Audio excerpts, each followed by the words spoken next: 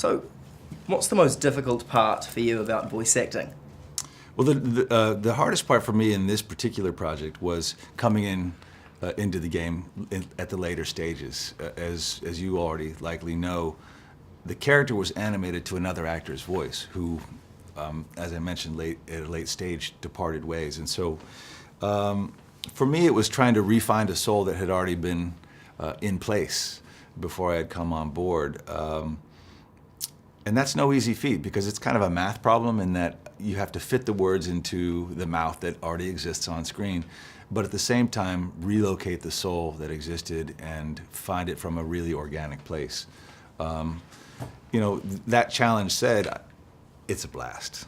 There's no other way to say it. It was really thrilling. For me as an actor, I've always been encouraged to do less. On camera, you know, not only do you have your voice, you have your body and you have your facial expressions, and so for me, less has always been more. But in this particular case, it was the first time I was encouraged to go to my limit, and then even beyond my limit in terms of what vocally I could do.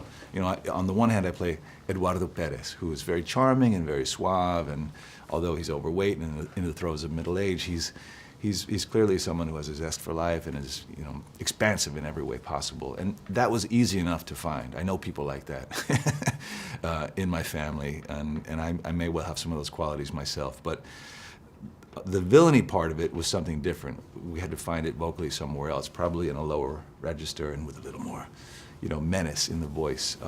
But there is always an ever-present twinkle in the eye, and that's kind of hard to capture from a vocal point of view. So all those things considered, you've done both, you've done on camera and voice acting, obviously. What's your preference? You know, I'm digging this. I gotta say, it's an easier day at the office. You don't have to worry about your wardrobe and all the other accoutrements that go along with the working process. And the biggest bonus for me is that my kids really love this kind of work. They don't care about anything else I do, whether it's TV or film. But if it's an animated film, they think, you know, my cool quotient went up in the house. You know, Dad all of a sudden got their attention. So it's pretty thrilling for me. Is it harder to get into character for voicing over on camera?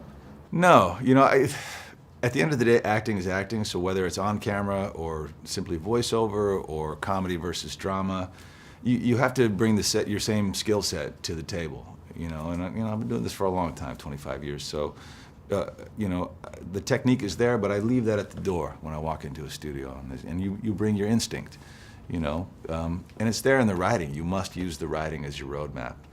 But on top of that, I was fortunate, of course, to have the signposts that were left for me by Mr. Pacino, my hero.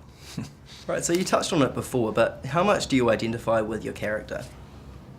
Well, at the end of the day, he's a cartoon, right? I mean, I've never aspired to world domination or to be as diabolical as I can. So you have to recognize the fun in it and just really free yourself up as an artist and go for it.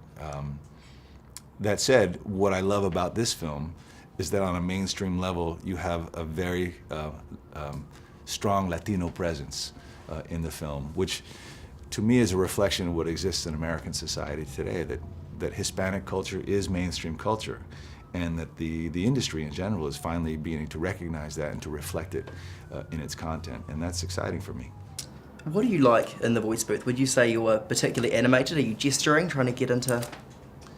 I'm not that self-aware, but I've seen some B-roll footage, behind-the-scenes footage that clearly demonstrates that I am a man, and an actor for that matter, who talks with my hands. And clearly the character I play, both roles, he's very animated with his physicality and his hands, and so, yeah, as a result, it appears that I was just so while working.